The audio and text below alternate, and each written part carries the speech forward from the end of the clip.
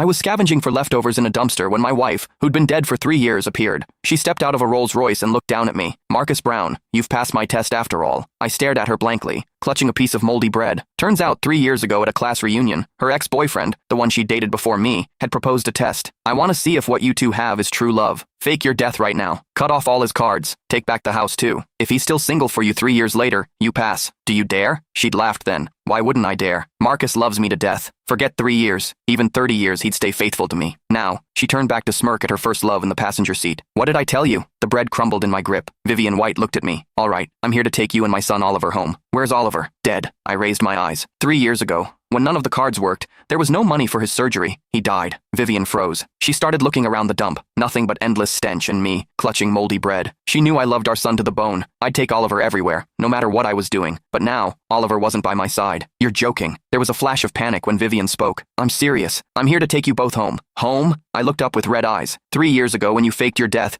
they said you owed a huge debt and mortgaged our house. Oliver and I became homeless. We've been wandering for so long. What home is there? She hesitated for a long moment before speaking. That was just to test you. Don't worry. The house has always been in my hands. Come on. Tell Oliver to stop playing hide and seek. Let him come out. I'll apologize to him. Then go. I threw the death certificate at her. Go down there and apologize to Oliver. When the certificate landed in her hands, her hand trembled. Oliver. She stared at the conclusion of acute cardiac death, her eyes instantly reddening. I was only gone 3 years. How could Oliver be gone? You're lying to me, aren't you? Vivian grabbed my shoulders. I know I was wrong. Don't put on this act to punish me. Bring Oliver out. I just looked at her. Contempt curled at my lips. The hand gripping me trembled. Vivian looked at me, tears falling. Vivian, can't you see such an obvious scam? Ryan Hayes picked up the death certificate. Look, isn't this just like the fake one I made for you 3 years ago? He pointed to the stamp. It's not even as good as the one I forged for you. Here, hospitals don't stamp it this way. He sneered at me. Mr. Brown, we've both been through this once before. You think we'll believe you with something like this? Only then did Vivian snap back to reality. Ryan continued pointing things out to her. Look, the signature section. Can't you see how stiff it is? And this certificate, it's obviously been artificially aged. Don't you remember the process from 3 years ago? Mr. Brown is quite experienced, actually. He even predicted you'd come back for him today and waited for you in the garbage dump dressed all shabby. You're lying. My eyes reddened. Vivian just frowned.